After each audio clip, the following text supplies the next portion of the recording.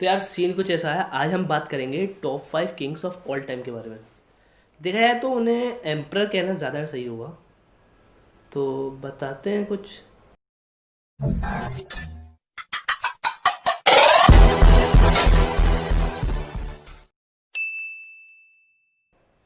Number 5 पे आते हैं साइरस द ग्रेट।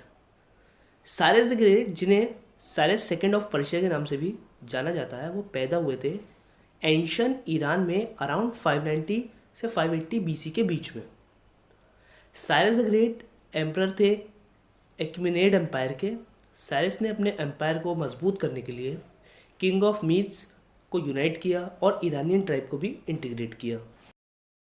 साइरस ने अपने किंगशिप में बहुत से एम्पायर भी कॉन्कर किए, जैसे मीडियन एम्पायर 550 बीसी में, लाइडियन एम्पायर 546 बीसी में, बेबीलोनियन एम्पायर 539 बीसी में।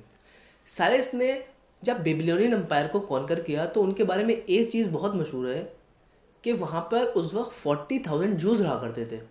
उन्हें साइरस ने आज़ाद कर दिया और अपने शहर फ़लस्तीन वापस जाने के लिए इजाज़त भी दे दी। साइरस ने रिलीजियस फ्रीडम और जेंडर इक्वालिटी पर भी बहुत जोर दिया।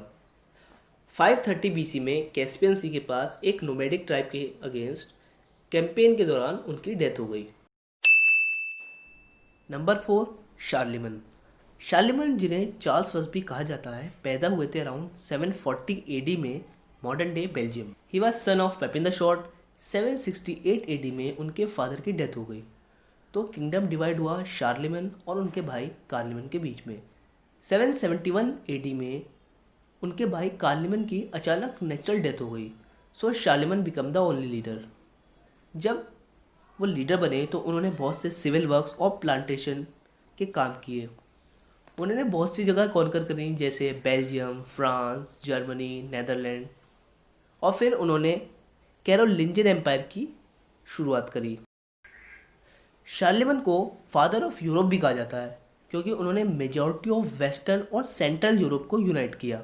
उन्होंने अपनी पूरी लाइफ में क्रिश्चियनिटी को प्रमोट किया। उनकी डेथ 814 एडी में हुई। Number 3, Augustus.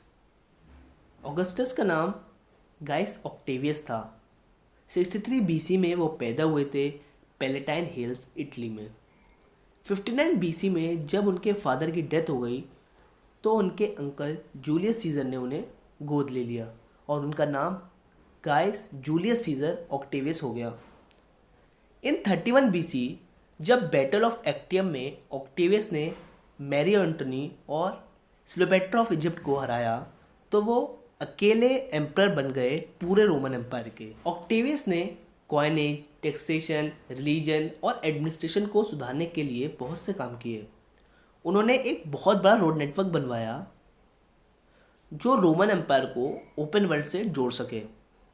एक अमेजिंग फैक्ट ये भी है कि ईयर के 12th मंथ में जो अगस्त का महीना होता है वह उन्हीं के नाम अगस्टस पर रखा गया है।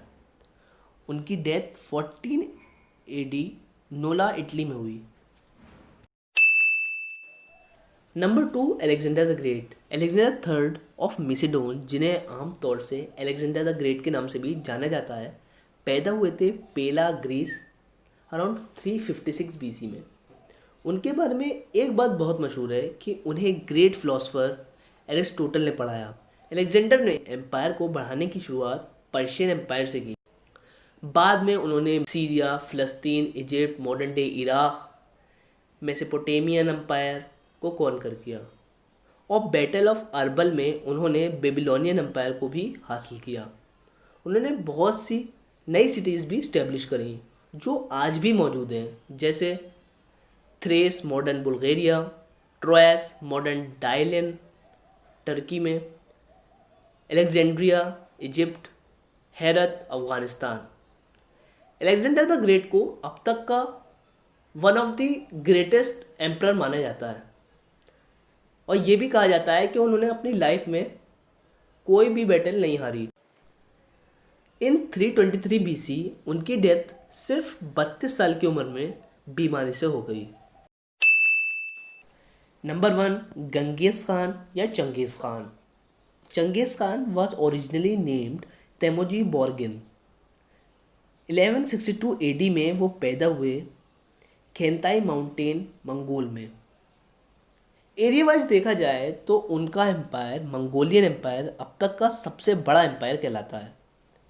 मंगोलियन एम्पायर ने modern day Russia, China, Korea, south east Asia, Persia, the whole middle east, eastern Europe सब पर राज किया है। उनका बचपन देखा जाए तो बहुत टफ था। जब वो 9 साल के थे तो उनके फादर गुजर गए। जब वो अपने टीनेज में आए तो उनकी हालात और भी ख़राब हो गए और वो एज अ स्लेव काम किया करते थे। जब वो अर्ली 20s में आए तो इन सब के बावजूद चंगेज़ खान ने ख़ुद को एज अ वॉरियर और लीडर इस्टेब्लिश कर लिया। फिर उन्होंने कंपेनिंग से सपोर्ट जमा किया। बाद में जब गेंगिस खान ने नोमैडिक ट्राइब ऑफ मंगोलिया को यूनाइट किया तो उनका एम्पायर बहुत बड़ा हो गया। धीरे धीरे उनका मंगोलियन एम्पायर इतना बड़ा हो गया कि आज United state, Mexico, Caribbean island, central America, Canada को साथ में देखा जाए तो एरिया वाइज उनका एम्पायर ज़्यादा बड़ा होगा। चंगेज़ खान के इतने बड़े एम्पायर को स्टैब्लिश करने के पीछे ये कहा जाता है कि वो नोबल को राजगद्दियाँ नहीं देते थे, बल्कि जो लायक होता था उनको दिया करते थे। इन 1227 AD चाइनीज़ किंगडम ऑफ जाई के ख़िलाफ़ एक कैंपेन के दौरान उनकी डेथ हो गई। सो यार that's it for today and I hope you like the video.